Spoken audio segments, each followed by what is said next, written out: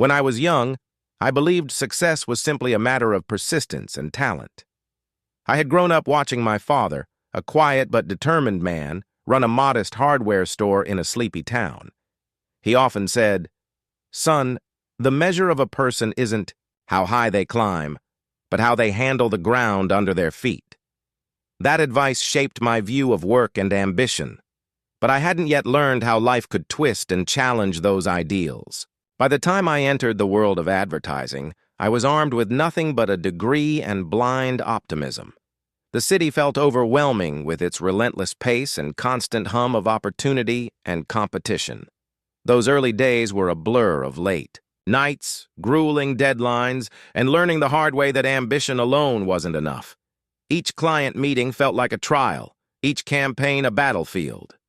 Yet despite my missteps, I found myself drawn to mentors who seemed to have cracked the code of success, none more compelling than the legendary E. Wilmington Whirl. Years had passed since I last saw E. Wilmington Whirl. That evening, I was at a downtown bar waiting for my girlfriend when I unexpectedly ran into him. Once I had the chance to work at his firm, Whirl, Hanson Associates, but in my youthful naivety, I chose a different agency. Looking back, I wondered if I would have made a wiser decision now. He greeted me warmly and took a seat at my small table. We shook hands, exchanging pleasantries. E.W. had always been a solid guy, someone I might have enjoyed working for. Had I taken that path, perhaps my career would have been smoother. No messy business ventures, no betrayals. Instead, I ended up at a lackluster firm which later pushed me to co-found my own agency with Nick Backus, my former best friend and eventual adversary. For context, I'm Alex Merritt, once co-owner of Merritt and Backus Advertising. As we caught up, E.W. mentioned he had stepped away from the industry due to heart issues. Sid Hanson now ran the firm while he enjoyed semi-retirement. He was in town on a layover, visiting his grandkids before heading back to his new home. Downtown, he figured, was a better way to pass the time than an airport bar. As we talked, my phone buzzed. It was my girlfriend stuck at work. Dinner plans had to be postponed for a few hours. I told her I'd wait, maybe have a few drinks in the meantime. After I hung up, E.W., now insisting I call him Eddie, gave me a knowing look. He had heard about my partnership with Nick and wanted to know what went wrong. It was a long, complicated story. Nick and I had built Merritt and Backus from the ground up. We complemented each other perfectly.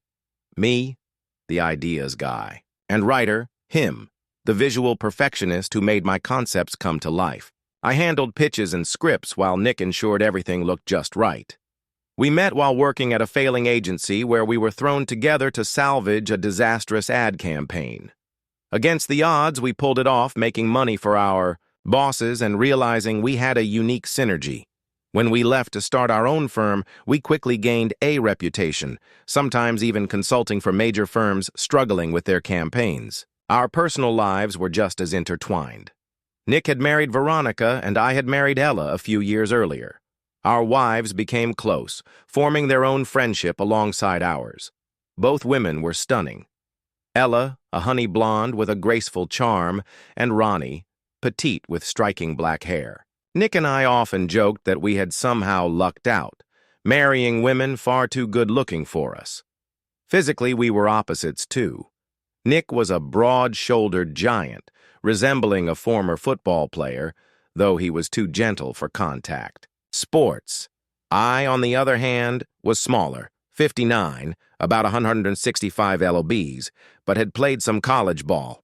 I wasn't the biggest guy on the field, but I held my own, running fast routes and returning kicks. For years, everything worked. The agency thrived. Our friendship stayed strong.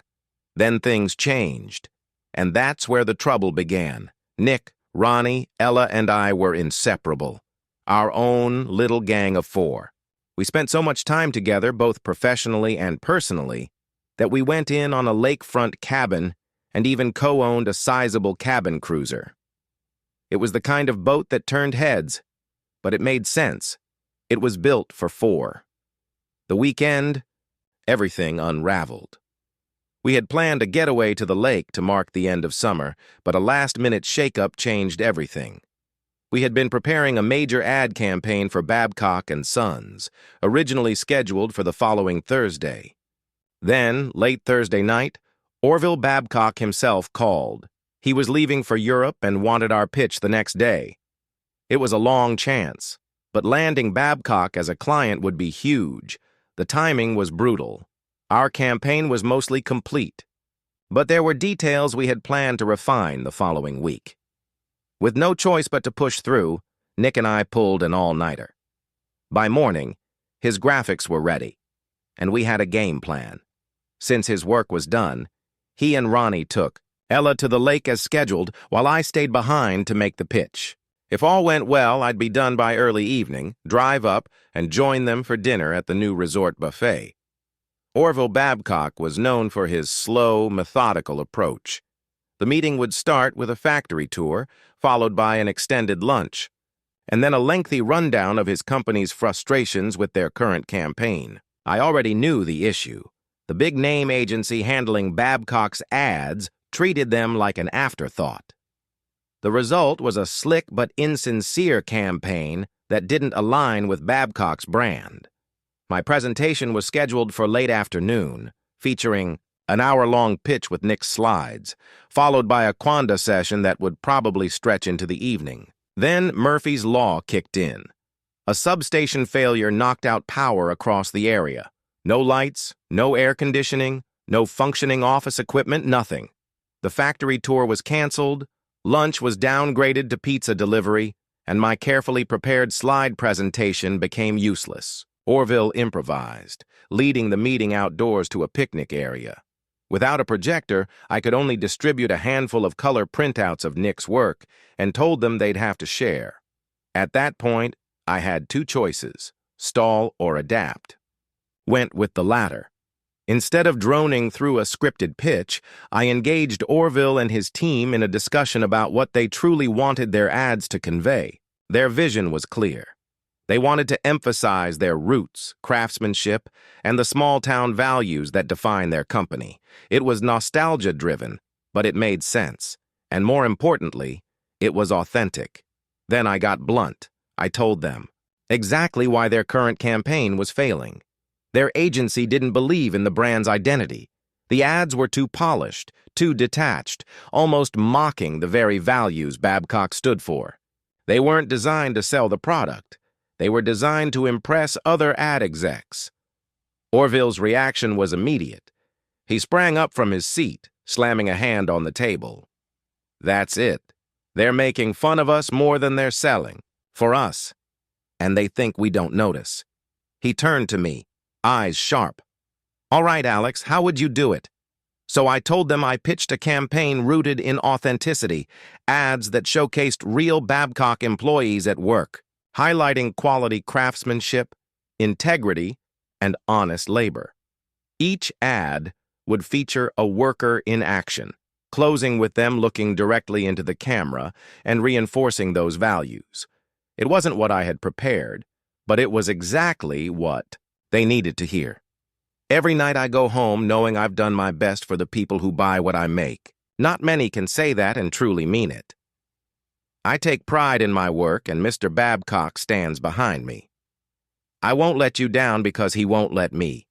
That's when Orville would step in beside the employee and add, "You have our word on it." Cheesy? Maybe, but it was real, and they ate it up. The Babcock team surrounded me, clapping my back, grinning like kids on Christmas morning. Orville was all in. He told me to FedEx the full contract, options included, to his hotel in Germany. Then he gave me my marching orders. Be back in 3 weeks, ready to roll at 8 a.m. sharp. He'd personally show me around and introduce me to the people who would star in our ads. By the time I left, it wasn't even 12:30. We had just landed, our first major account for the agency that botched it. Babcock might not have been a big deal, but for us it was a game changer. It meant stability, hiring staff, and finally lightening the load. I was on top of the world. Heading to the lake, I decided not to call ahead. I'd arrive early, triumphant, with a story worth celebrating. Stopping for gas, I considered changing into my swimsuit. There, but the restroom was disgusting instead. I pulled behind the station and swapped clothes in the car.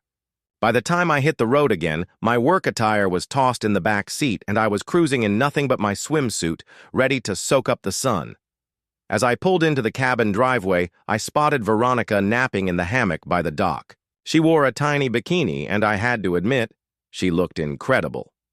She was always beautiful, but in that moment, sprawled out under the sun, she was downright stunning. The cabin was empty.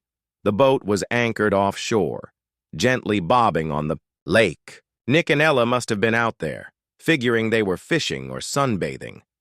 I let Veronica sleep and headed straight for the water, diving in. The cold hit me fast, shaking off any lingering distractions. I swam toward the boat, eager to surprise them. As I climbed onto the transom, I heard something, muffled voices from below deck. That was strange. It was a perfect day to be outside. Then instinct took over. I moved quietly, creeping toward the hatch. 2 steps down, and I saw them. Nick was stretched out on the starboard bunk. Ella was on his lap, moving slowly, intimately. Their rhythm wasn't rushed. It was familiar, practiced. My breath caught. Ella's eyes were closed, lost in the moment. As she neared her climax, she tilted her head back, just like I'd seen her do 100 times before, her body arching, her soft cry unmistakable. She rocked forward, coming down from it, finally opening her eyes. And then she saw me. She screamed my name. Nick chuckled. "Babe, it's just me." She slapped his chest, panicked. "No, Nick, it's Alex. He's right there." He saw us. Oh my God. For a second, I couldn't move.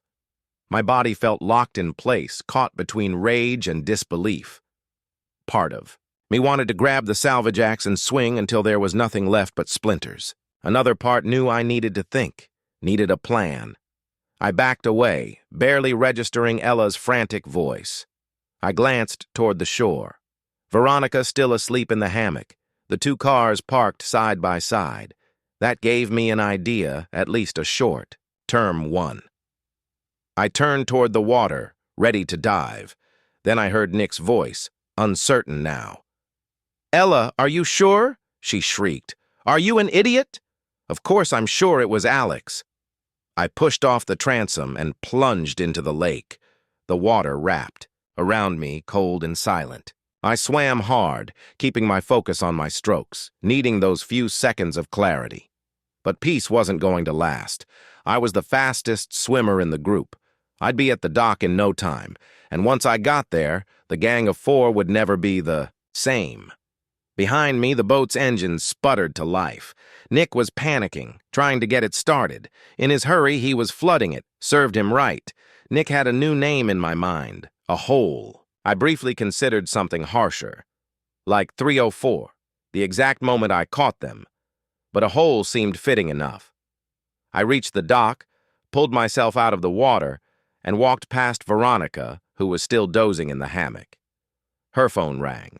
Inside her tote, and I heard her groggy, confused voice answering. A few moments later, she was scrambling to her feet, trying to find her sandals, calling after me. I didn't stop. At the cars, I dug out my keys and flipped open the small blade on my keyring. Nick's Range Rover sat there, untouched and waiting. The knife sliced through one of the rear tires, then the spare mounted on the back. Air hissed out in sharp bursts before fading into silence. Behind me, the boat's engine revved as they got closer to the dock, but I didn't turn around. My Subaru started up smoothly, and as I threw it into reverse, I saw them running up from the lake. They'd managed to throw on swimsuits, looking perfectly respectable. Wouldn't want to offend any tourists. I spun the wheel, sent the car into a perfect bootlegger's turn, then surged forward, gravel spraying behind me as I tore away from the cabin. The move was flawless, something I'd always wanted to pull off. But instead of satisfaction, my stomach twisted. Once I hit the main road, I drove too fast for a while before easing up. No one would be chasing me anytime soon. Not with two of their 5 tires flat. 5 minutes later, my phone started ringing. I had it set to play voicemails aloud like an old-school answering machine. Ella's voice came through, frantic, pleading for me to come back, saying there was an explanation. She called again and again. Each message was a variation of the same lie. Before I left, I had noticed the boat drifting. Nick had been so rattled he forgot to tie it up. Smiling at that small victory, I called his number and left a message for all of them. I told them about Babcock, how we'd landed the account despite the odds. Then I made it clear I wanted nothing to do with it or them. The partnership was over, effective the moment I stepped onto that boat. Nick had never been a real friend. Ella had never truly loved me. And Veronica, whether she had known all along or not, was just another person I could no longer trust. I ended the message with a parting thought. Good luck finding emergency roadside assistance on a Friday night. With that, I let go. The shock finally hit. Ella and Nick, together, comfortable, familiar. How long had it been going on? Months, years. It had always been possible. The 4 of us spent so much time together, switching up plans, covering for each other. I'd taken Veronica to events when Ella and Nick had work to do, except now I knew what that really meant. And Veronica scrambling after me, saying she needed to talk. What would she have said? The truth? Another excuse? It didn't matter anymore. Nick and Ella had been at it for who knows how long. If Veronica had casually broken the news, I wouldn't have been surprised. Maybe she'd even offer me a drink to soften the blow. The thought lingered. What was in it for her? My phone wouldn't stop ringing, their desperation buzzing in my pocket like an angry hornet. I briefly considered tracking how many calls per mile I was averaging, but I wasn't in the mood for records. I powered it off. Silence. Now what? My wife had been sleeping with my best friend, who also happened to be my business partner. Great. That would make the office holiday parties real fun. My brain defaulted to jokes, bad ones, but it was either laugh or spiral. If I didn't joke, I'd be aiming my car at a stone wall. Home wasn't an option. Not now. That's where they'd go. Probably piecing together their lies, figuring out the best way to convince me that what I saw wasn't real. Given enough time, maybe they'd even start believing it themselves. Instead, I headed to the office, soon to be formerly Merritt and Bacchus. Nick could have it all to himself. Maybe he'd keep my name on the door out of guilt, like Marley's ghost in A Christmas Carol. Another joke, another distraction. Then the dam broke. I had to pull over, blinded by the sting of reality. The sobs hit hard, sudden, relentless. I hadn't cried like that in years. Maybe ever. After a few minutes, I wiped my face, forced myself to breathe, and drove on. Once I parked, I did what I did best, made a plan. Emotions could wait. First, I set up new bank accounts and transferred half of everything. Our joint CDs cashed out. Penalties be damned. Ella wasn't here to object. Not my problem. Next, I placed orders to sell our investment portfolio. The system flagged my request, and a broker reached out, invoking some cooling-off period and insisting on speaking with Ella. I told him to knock himself out, but I had every legal right to proceed with or without her input. By close of business, it would be done. Then I called Bernie, our family lawyer. It was late, but he picked up. I told him I needed both a divorce attorney and someone to handle dissolving the business. He was shocked, asked if I'd consider counseling. That ship had sailed at exactly 3:00 p.m. today. He told me to call Monday for an appointment. Another task checked off. Next, I searched for a new place to live, found an apartment in the suburbs close to the main highways. The leasing office was still open. A 6-month lease with a renewal option was available. If I came by early in the morning, they'd hold it until noon. Paperwork could be signed Monday. I agreed. Another check mark. Progress. My life was in free fall, but at least I was moving forward. It wasn't much of a trade-off for losing my wife and my so-called best friend, but it was something. With my checklist nearly complete, I added one last task. Digging through my contacts, I found a business card for Liam Dittersdorf, head of a top ad agency in town. He had scrawled his personal cell number on the back months ago. Once a ruthless player in the industry, he had mellowed with time, or at least had people to do the dirty work for him. Now I called. He sounded surprised, but not annoyed. After some small talk, he cut to the chase, sensing this wasn't just a casual Friday night chat. I told him everything, catching Ella and Nick, quitting both my marriage and my business in one brutal afternoon. I needed out fast. I couldn't ask him for a new wife, but I did need a job. Liam took a moment, absorbing the mess I'd just dumped on him. His firm was solid, though stretched thin in some areas. He didn't have an obvious opening for someone at my level, but he never turned away talent or a man in need. He promised to check with his team and get back to me by Wednesday. He admitted he never expected I'd actually consider working for him. He always thought Merit and Bacchus was on the rise. I assured him that wouldn't be happening anymore. Then he asked about leads. I mentioned we had just won Babcock & Sons, but whether Nick could handle it alone was another story. Liam perked up. He knew the name. I reminded him it had been his account before he lost it to an agency that botched the job. Babcock was ready to walk. Liam saw an opportunity, but I made it clear I wouldn't be the one to bring it back to him. As much as I hated Nick, the account technically belonged to the firm. I wasn't about to stoop to his level. That said, if he failed without me, Liam might get a second chance at it.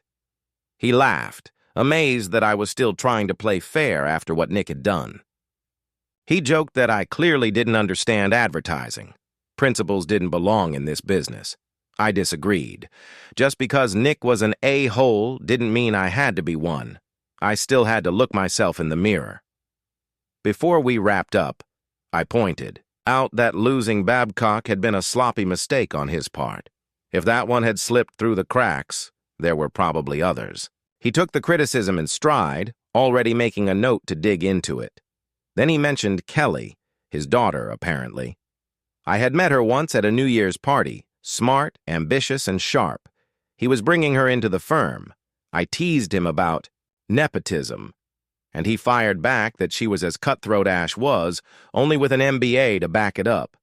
She'd be handling the Babcock situation, which meant I'd be seeing her after Wednesday. He warned me she hated the nepotism comments. I made a mental note to tread carefully. With that, we wrapped up. Liam was on board, and I had a possible job on the horizon. Another check on the list.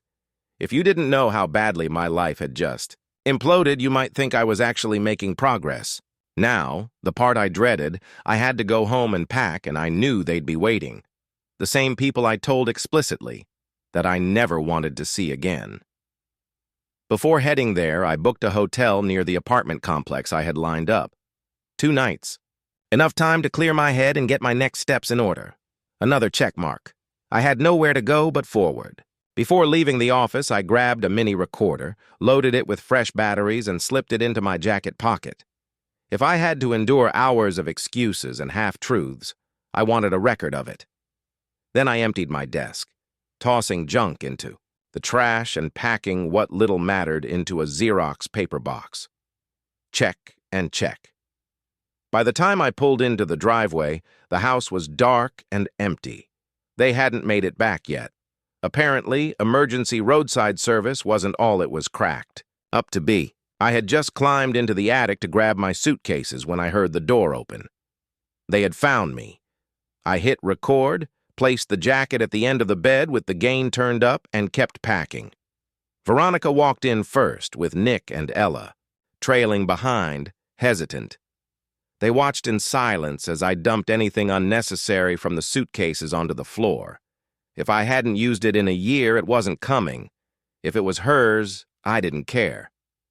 Ella spoke first, trying to sound calm, like she was in control. She apologized, asked me to listen, begged me not to lose it. I agreed, but on my terms.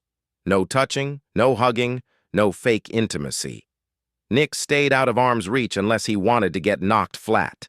And I wouldn't tolerate lies. I wanted the full truth. No more deception. They had been lying by omission for long enough. Veronica perched on the arm of a chair, avoiding my gaze. They had hours to get their story straight, yet they just stood there, shifting uncomfortably. Nick finally spoke, sounding unsure for the first time in his life. He tried to steer the conversation toward business, as if that mattered. He couldn't believe I'd walk away from the partnership, not with the Babcock deal putting us on the map. We had a chance at real success. Why throw it away? I stopped mid-pack, turned to him, and made it clear there was no we, no us, no partnership. I wasn't going to work side by side with the man who had been sleeping with my wife. If he couldn't understand that, he was too stupid to dress himself in the morning. Nick sputtered something about money, about hate, about how business partners didn't have to like each other. I cut him off. We weren't just done as partners. Merritt and Bacchus was dead. Ella took her turn, trying a different approach. She called it a mistake, pleaded with me not to throw away 8 years of marriage over one bad decision. I slammed, my suitcase shut. None of them understood. They weren't upset because they had betrayed me. They were upset because they had been caught. This wasn't about salvaging a business or a marriage. It was about them scrambling for damage control. One mistake. Maybe I could have forgiven that, but what I saw on that boat wasn't a mistake. It was routine, comfortable, familiar. That wasn't a one-time lapse in judgment. That was something they had done over and over again, and that was my new reality. Every time I looked at Nick, I would see what had happened. Every time I heard Ella's voice, I would remember the way she sounded with him. That was my screensaver now, my permanent mental picture. There was no fixing that. Then I turned to Veronica, the one person who hadn't said a word. I asked her what I really wanted to know. How long had she known? How long had she accepted it? Was she okay with it? Had she been part of it from the beginning? I wanted the whole story. Might as well get the full truth while I packed. Ella took a deep breath before speaking, as if trying to frame the confession in a way that would sound reasonable. She reminded me of a conversation we'd had early in our friendship with Nick and Veronica, where she had asked if I found Veronica attractive. At the time, I had assumed it was some kind of test, but she had been serious, curious if I had ever fantasized about her. I admitted I had, assuming it was just harmless talk. Apparently for Ella, it was more than just talk. She admitted she had started having similar thoughts about Nick. He was different from me, taller, bigger, physically imposing in a way I wasn't. Veronica had even commented on his size, and the idea had stuck in Ella's mind. Eventually, she and Veronica had an open conversation about their feelings, leading to the realization that Veronica was equally drawn to me. That's when they started testing the waters, subtly feeling out how Nick and I might react to the idea of getting closer to each other's spouses. Ella had framed her question about Veronica strategically, gauging my reaction. Meanwhile, Veronica had been doing the same with Nick. He had been interested but cautious, not wanting to jeopardize his marriage, friendship, or our business. I, on the other hand, had dismissed the entire notion. Veronica chimed in, admitting they had planned to wait until I was on board before acting. They had agreed. Either all 4 of us were involved or nothing would happen. Otherwise, it would just be cheating. Ella admitted she had tried to ease me into the idea, but I'd always shut it down. I had made my stance clear. Fantasies were one thing, but I didn't act on them.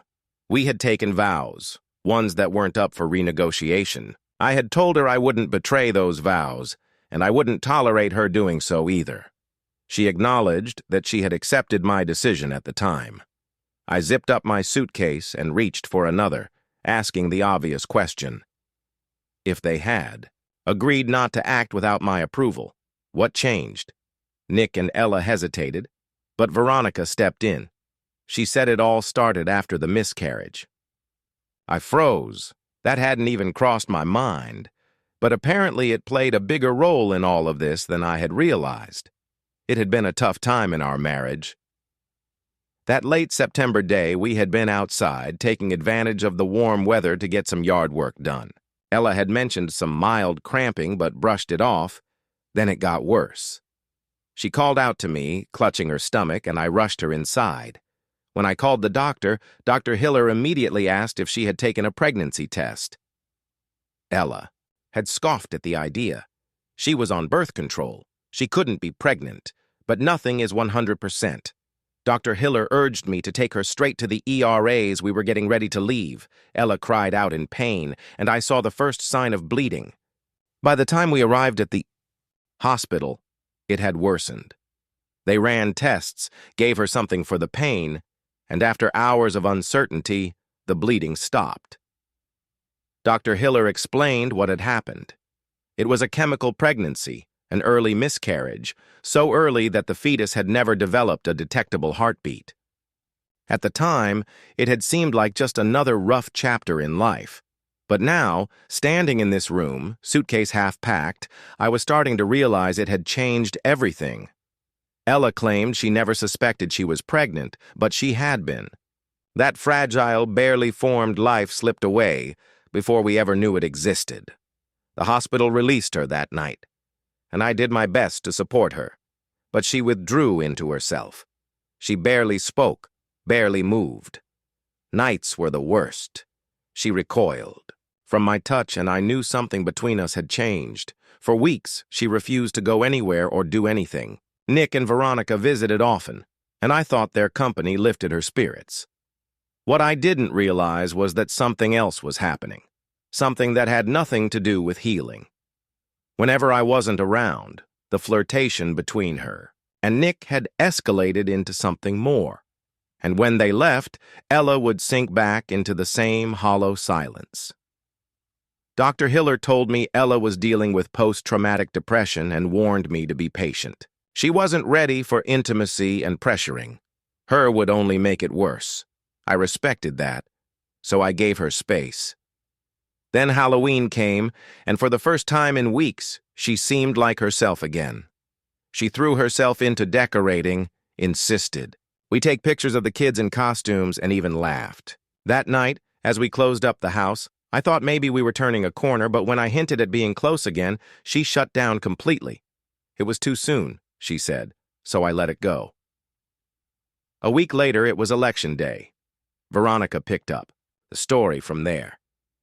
After voting, we all went out for dinner, then back to their house to watch the returns. It was Ella's first real night out since the miscarriage. I remembered that night how Veronica got violently sick from bad seafood, and I, as the designated driver, took her to the hospital. It was raining. Nick was too drunk to drive, and Ella was exhausted, so they stayed behind.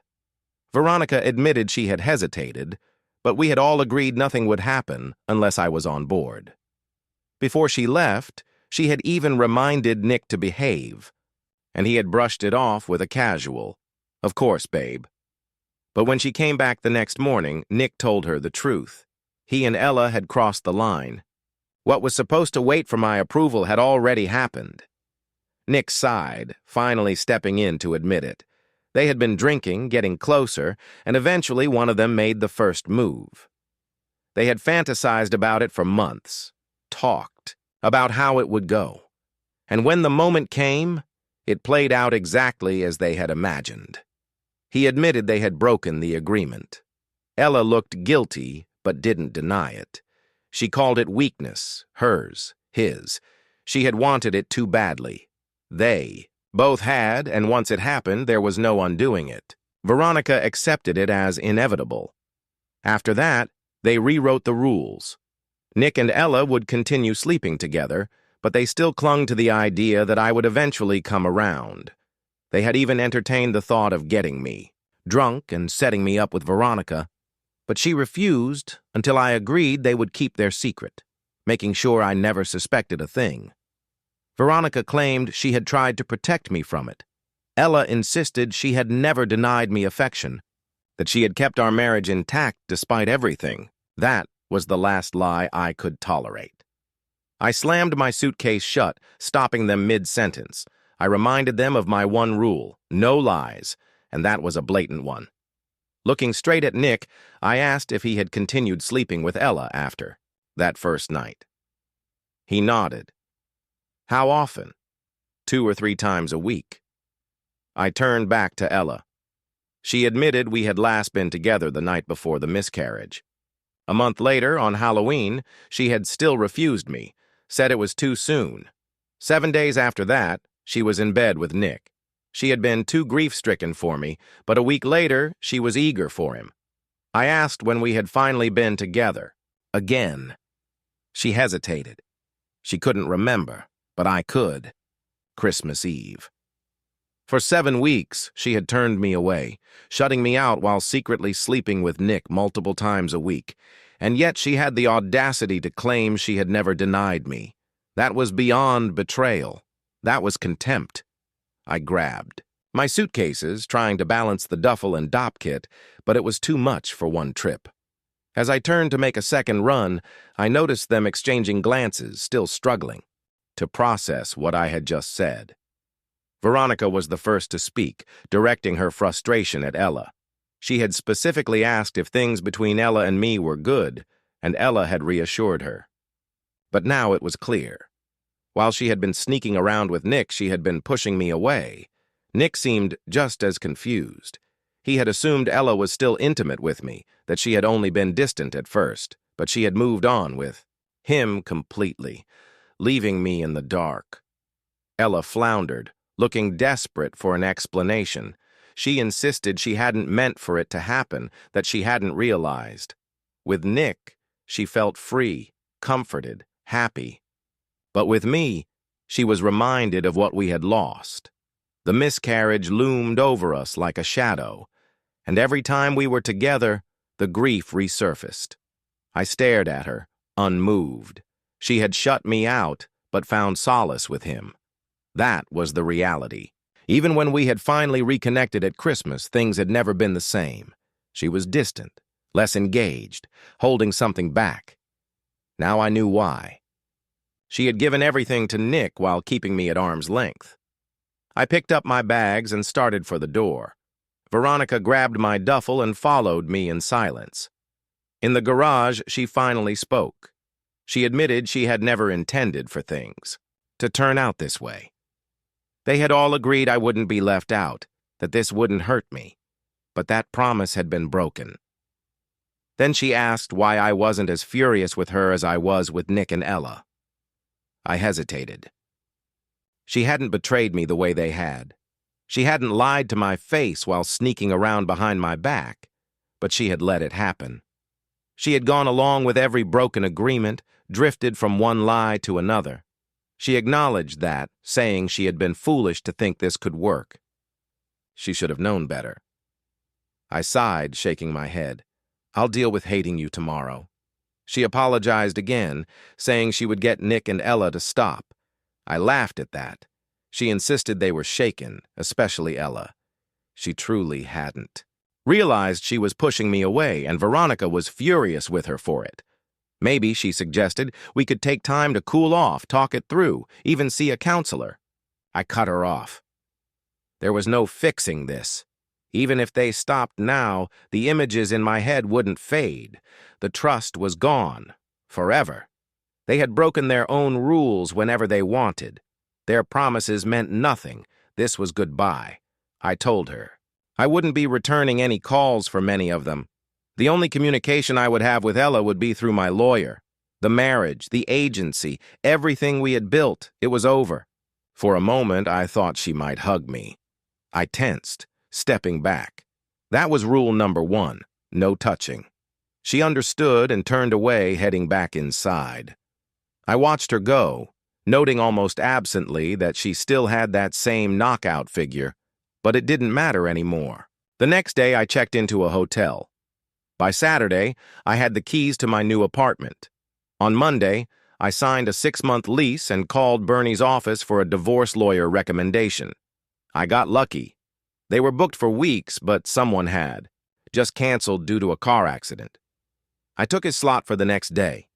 At a Salvation Army store, I bought some cheap furniture and kitchen basics. While there, I met two guys just browsing, mentioning they didn't have the cash to buy anything. They had a pickup truck, so I hired them on the spot to move my stuff. 2 trips later, I was settled in, and they were $100 richer. It wasn't much, but it was a start. The apartment had a phone line and was wired for cable, so I'd have internet by Wednesday. I ignored all voicemails from the gang of 3, same predictable apologies, same worthless promises. If they were so sorry, they could have been using their time more productively, like screwing each other into oblivion. On Tuesday, I met with the divorce attorney, Miss Bernstein.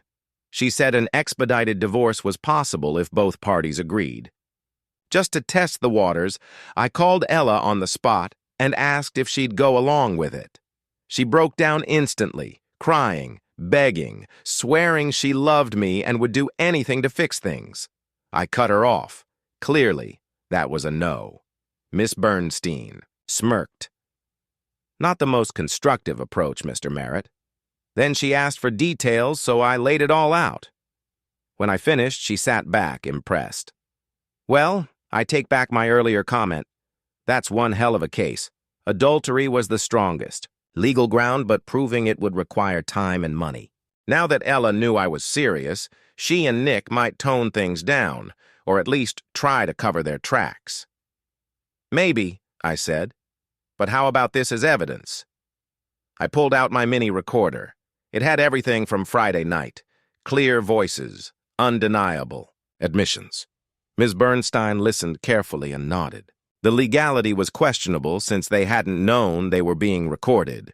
But since it was in my house, my bedroom, the court might rule in my favor. It was worth a try. Then she asked what Veronica did for a living government contractor. Did it require a security clearance? Probably. That opened another angle, an alienation of affection suit. It would put Veronica and Nick under legal pressure, potentially jeopardizing her job. It was a dirty tactic, but if all I wanted was to push Ella into agreeing to a no-fault divorce, it could work. I told her I didn't care about revenge. I just wanted to be free. Tuesday night, Liam called, told me to show up ready for battle. Wednesday at 9 Saz. He wasn't kidding. He introduced me to the senior staff, department heads, and account executives, including his daughter Kelly. I vaguely remembered her from a party years ago, but as a married man, I had trained myself not to pay too much attention. Pretty ironic in hindsight. From the moment I walked in, I could feel the tension. They saw me as a threat, though they weren't sure why. Liam hadn't given me authority over anyone, but he had given me unlimited access, meetings, brainstorming, sessions, everything. I sat in on discussions, asked questions, some good, some dumb. When someone made a sarcastic remark about the latter, I pointed out that their unwillingness to bring me up to speed was what forced me to ask. The less I knew, the more time I would waste with stupid questions. That earned me some grudging cooperation. I took notes, sent out memos, always left the door open for discussion, but never forced the issue. Slowly, the resistance faded. At first, my suggestions were dismissed outright. Then, occasionally, someone would ask me to elaborate. Once they realized I was genuinely trying to help, a few invited me to sit in on real working sessions where the actual decisions were made, not just the ones polished for presentation. Over time, word got around that I wasn't completely the enemy. Some managers even sought me out for input. Kelly was different. She engaged with me privately. She would discuss her projects one-on-one, but never involved her team. It was progress, but slow. After 3 months, I was still very much an outsider. One morning, I walked into Liam's office and told him I wasn't getting anywhere fast enough. He nodded, then shut the door. You're trying to change an entire company culture, Alex, and that never happens overnight. Liam had a long-term plan. He wanted me as his deputy, eventually grooming me to take over when he retired. But it couldn't happen overnight. A sudden promotion would alienate too many key creatives, many of whom already resented my presence. If I wanted their respect, I had to earn it. I questioned whether this was fair to Kelly, his daughter, and the agency's obvious successor. Liam didn't waver. It was his agency, and in his eyes, Kelly wasn't ready yet. That was the final word on the matter. If I wanted a real chance, I had to prove myself as the best in the room. I had confidence, but this was a steep climb. Liam reminded me that he had promised to push me hard. Still, sitting in meetings, critiquing others wasn't enough. I needed something concrete, so he assigned me 5 near-hopeless accounts, one from each senior exec. These were projects no one wanted, the worst-performing clients, the ones already considered lost causes. Kelly's was the biggest disaster of them all. So I started there. Over time, I managed to revive 3 accounts, including Kelly's. When I walked into her office with the signed renewal contract, she finally acknowledged the turnaround. She admitted she never thought that particular client could be salvaged, and she might have misjudged me. It was a grudging respect, but it was a start. She sat down studying me. Then she asked what my ultimate goal was at Dittersdorf. I deflected. My goals didn't matter. Liam was the one making decisions. I was here because I had asked for a job, and he had given me one. She pressed further, asking what had really happened to Merritt and Bacchus. It had been a rising agency, so why leave? And start over? I told her she already knew. Rumors travel fast in this business. She wanted the truth, so I gave her the short version. Nick had been sleeping with my wife for nearly 2 years, sometimes in my own home, in my own bed. His wife, Veronica, knew about it because they had planned to turn our friendships into a full-fledged wife-swapping arrangement. I'd been the last to figure it out. While they plotted, I had been naive enough to believe in monogamy. Now I was in the process of divorcing Ella and dissolving the partnership. No wife, no business. Liam had given me a chance when I had nothing left. Kelly absorbed the information, then acknowledged that while she had heard whispers, the reality was even worse. She admitted the professional side of things must have been particularly brutal. Then she shifted gears. Despite the team's initial doubts about me, they had come to respect my critiques. I was thorough, professional, and didn't attack ideas without backing up my reasoning. She and her team wanted me involved to discuss strategy, offer insight, and help them improve. They saw value in what I had to offer. Before extending the invitation, she hesitated. Given everything I had been through, she wondered if I could handle working closely with an all-female team. With my recent experiences, she wouldn't blame me for being bitter toward women in general. I let out a wry laugh. I wasn't that far gone. Cynical, maybe, but not bitter enough to judge an entire gender for the actions of a few. At some point, if I ever wanted to move on, I'd have to trust someone again. I agreed to meet her team. She smirked, telling me I could call them girls or women, just not deceitful liars. I promised to do my best. Meeting Kelly's team was like stepping into a lion's den without a whip or chair. Instead of dictating the agenda, I told them to say whatever they wanted. No holds barred. They didn't hold back. One of them, a tall, redhead named Magdalena, outright accused me of wanting to run to Liam and get them fired if they spoke honestly. I reassured them that wasn't my style, and even if I tried, Kelly had Liam's backing and wouldn't let it happen. I pointed out they were her hand-picked team, so their opinions mattered more than anything else. What followed was brutal. Kelly had clearly set the tone before I arrived, painting me as an egotistical outsider. They tore into me with critiques that made Kelly's earlier skepticism look mild. Magdalena, the fiercest of the group, led the charge. She wasn't conventionally attractive, but her intense demeanor and sharp wit gave her a commanding presence. She was tall, athletic, and striking in a way that demanded attention, though mostly for her cutting remarks. I listened, defended where I could, and admitted my mistakes when they were valid. Slowly, the hostilities started to soften, though they remained critical. The biggest complaint was how hard I had been on Kelly in meetings. I explained my perspective. Kelly had talent, but being Liam's daughter shielded her from genuine criticism. If she wanted to succeed in the real world, she had to learn to take unvarnished feedback. Sugarcoating wouldn't help her grow. This didn't go over well. Magdalena.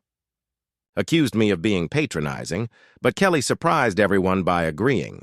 She admitted that my critiques had forced her to think more critically about her ideas and acknowledged that her overconfidence had led to past mistakes, including the debacle with the booksellers.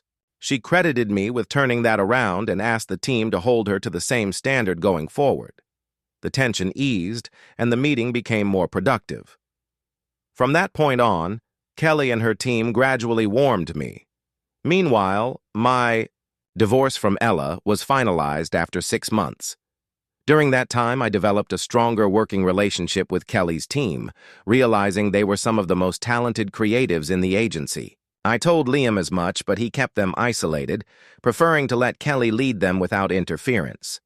When I suggested he was wasting their potential, he brushed me off, reminding me it was his business and his decision. I started sensing a chill in our interactions. Perhaps Liam felt I was questioning his authority too often. But wasn't that what he hired me to do?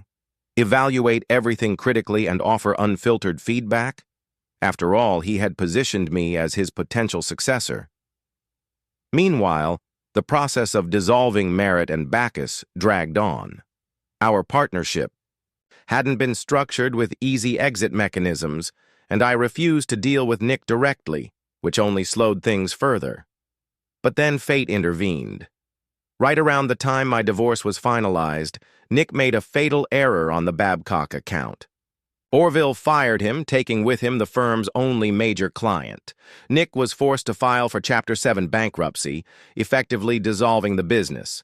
I paid my share of outstanding taxes and walked away free.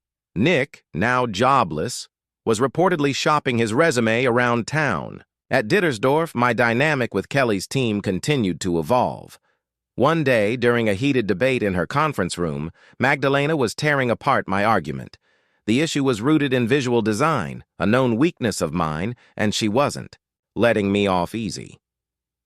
The other team members stayed quiet, but their amused expressions made it clear they were enjoying the show.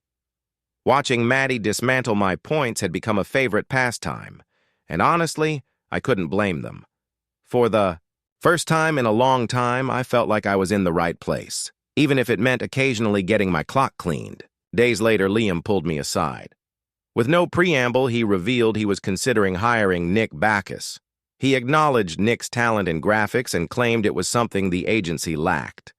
Liam was watching me closely, likely expecting a reaction. I gave him one. Anger surged as I bluntly told him it felt like a gut punch. Liam dismissed my feelings, insisting I separate personal issues from professional needs. His patronizing tone made it clear he had made up his mind. It dawned on me then Liam might be growing disenchanted with me. When I joined, he appreciated my boldness and drive to shake up the status quo. But as I became more influential, he likely saw my presence as a threat to his authority. Bringing Nick on board wasn't just a move to strengthen the agency, it was a calculated push to edge me out. Liam offered a compromise, suggesting he could isolate Nick to minimize our interactions. I pointed out the impossibility of that scenario. If I was involved in meetings as his supposed deputy, avoiding Nick would be unrealistic. Realizing there was no point in arguing, I conceded. If he wanted Nick, it was his firm and his decision. But I made my own decision then and there. I handed Liam my resignation, telling him I'd clear out by the end of the day. He warned me to be careful with ultimatums. I made it clear this wasn't a threat. It was final. As I packed up my desk, Kelly and her team appeared, demanding an explanation. I told her the truth. Liam had positioned me as his de facto COO and intended for me to eventually succeed him. It was supposed to be a secret, likely to avoid upsetting Kelly, who was also an obvious candidate. But as I grew into the role, Liam seemed increasingly uneasy. The more I stepped up, the more he appeared to resent my presence, feeling his authority erode. Hiring Nick was his way of forcing me out, without having to fire me. I acknowledged Nick's talent, but argued it would stifle promising individuals like Magdalena and Pete Kinter. Developing their potential would serve Dittersdorf better in the long run. Still, it didn't matter now. Liam's decision was made, and so was mine. Kelly tried to process everything, clearly caught between loyalty to her father and frustration with the situation. I wished her and the team luck, genuinely hoping they could navigate whatever came next. As for me, my time at Dittersdorf was over. Kelly and her team exchanged knowing glances, and then Kelly asked where I'd be that evening. I mentioned my plans for a quiet night at home, eating takeout and maybe doing laundry. She then asked if I planned a job hunt. I explained that starting over at another agency wasn't my plan. Instead, I intended to build something new. I had saved money, secured a line of credit, and was ready to launch my own firm, even if my initial production setup was just a nearby print shop. My first priority would be reclaiming the Babcock contract. Kelly hinted that I shouldn't be surprised if she and her team dropped by later with their own takeout. She also advised me to keep flexibility in mind when staffing. Later that evening, Kelly called to tell me she and her team wouldn't be joining me after all. Liam had acted quickly, offering her my former role with full authority and a guaranteed transition to take over Dittersdorf in 2 years. It was a deal she couldn't refuse, and I couldn't blame her. She was sincere in her regrets, but family ties and opportunity outweighed everything else. I wished her well. Though I hadn't expected anyone to follow me, 3 of Kelly's team members surprised me. That night they knocked on my door, Chinese takeout in hand. Sherry and Andrea, skilled generalists, joined alongside Magdalena, who warned me not to mess things up for them. The only team member who stayed with Kelly was Ivy. I respected the leap of faith they took in leaving the comfort of Dittersdorf for an uncertain venture. I've worked hard to ensure they never regretted it. When Eddie asked about the rest of the gang of 4, I gave him the rundown. After I left, Nick joined Dittersdorf, but things unraveled for the rest of them. Veronica, married to Nick, initially tolerated his affair with Ella because it was part of their original arrangement. But after everything collapsed, Veronica grew resentful. Nick's attention shifted almost exclusively to Ella, and Veronica, feeling betrayed, confronted them. While Nick made empty promises to balance things out, he and Ella began sneaking around, behind Veronica's back, cheating on the one person who had enabled their affair.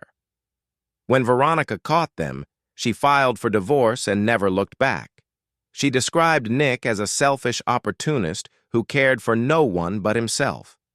This left Nick and Ella together, both single, at least eventually, as Nick's divorce was finalized. Eddie joked about whether I had ended up with Veronica, given my past feelings for her. I explained that while Veronica did reach out, it never went beyond a conversation. She expressed regret over the whole scheme, but trust was irreparably broken. Even if I had lingering attraction, it wasn't enough to overcome her role in the betrayal. We parted as old acquaintances with no lingering resentment, but nothing more. From there, Merritt took off with my new team. Eddie laughed, commenting on how I'd turned chaos into opportunity, and I couldn't help but agree. Starting over wasn't easy, but it was the best decision I'd ever made. After saying our goodbyes, Veronica and I went our separate ways. Not long after, she transferred out of the area, and I received an invitation to her wedding a while later. I wished her well and hoped her new chapter turned out better than the last. As for Nick and Ella, they had the freedom to indulge their relationship openly. No sneaking around, no complications. That lasted about 2 months. Then, Ella called, Veronica in a fury. Nick had started pushing the idea of swinging again, and Ella, fed up, ended the relationship the next morning. Ella reached out to me as well. By that time, I had cooled off enough to speak with her. She apologized for everything, the deception, the betrayal, and even the emotional distance she'd created during her affair. She admitted she hadn't realized how much she had hurt me until I pointed it out while packing that night. Though I appreciated her honesty, couldn't offer much beyond polite detachment. Whatever had been between us was long gone. Nick's story, however, spiraled further. After I left Dietersdorf, Liam brought him on board as planned.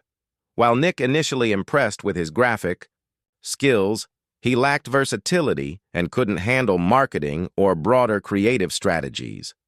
Feedback trickled back to me through mutual contacts like Kelly and Ivy, and it was clear that Liam had begun regretting his decision. 6 months into his tenure, Nick made a catastrophic mistake. He invited Ivy, Kelly's protege, to his apartment under the pretense of working on a project. There, he tried to get physical, and when Ivy resisted, he became aggressive. Fearing for her safety, she stopped fighting, but Nick hurt her. The next day, Ivy reported everything to Kelly, who ensured Nick faced legal consequences. He was arrested, convicted, and fired. Kelly also supported Ivy in a civil suit that financially ruined Nick, and his name landed on the National Love Offender Registry. His career in advertising was effectively over. Nick disappeared soon after, reportedly working as a freelance illustrator for a hunting gear company in the West. His fall from grace was spectacular. Reflecting on it, I think Nick's behavior stemmed from delusions of grandeur. Having affairs with both Ella and Veronica likely fed his ego to the point where he believed himself irresistible, a dangerous mentality that ultimately led to his downfall. Months later, I encountered him at a local media awards dinner. Despite my attempts to keep our tables far apart, Nick spotted me and approached. Ignoring my clear signals to stay away, he extended his hand for a handshake. When I refused, he persisted. That was it. I slapped his hand aside and delivered a swift 1-2 punch, one to the gut, one to the jaw. Nick crumpled to the floor, and I walked out. My team collected the award we'd come to celebrate. As I recounted this to Eddie, he glanced at his watch, clearly noting the time. Before he could wrap up the conversation, the entrance of a striking red-headed woman stole everyone's attention. She made her way toward me, pulled me up, and kissed me in a way that left no doubt about who she was. I introduced her to Eddie as my business partner, sparring partner, and wife, Maddie Merritt, formerly Kirsch. She shook Eddie's hand firmly, expressing her pleasure at meeting an old friend of mine. Eddie smiled and said he loved a happy ending. So did I. Maddie arrived, greeting Eddie with a warm smile before teasing me for recounting my old story. She playfully accused me of exaggerating, especially about the time I claimed to have put Nick in the hospital, clarifying that it had only been a brief ER visit. I laughed it off, assuring her that I had kept the story short and flattering to her. She continued joking, adding a light-hearted explanation about how she had to seduce me on her drafting table. Just to secure her spot at the firm, Eddie joined in the fun, amused by her sharp wit and charm. He asked how she had managed to break through my supposed cynicism after everything I'd been through. Maddie simply explained that I was hers and made it clear that no one would come between us. Her playful confidence kept the mood light. Eddie eventually stood to leave, congratulating us on finding happiness. He promised to keep in touch and wished us well before heading off, smiling as he left, watching our banter. He remarked to himself how rare it was to see such genuine joy between two people. After Eddie left, Maddie and I continued our playful back and forth, debating where to grab food. Ultimately, the night was about us, our connection, humor, and the easy rhythm we had built together.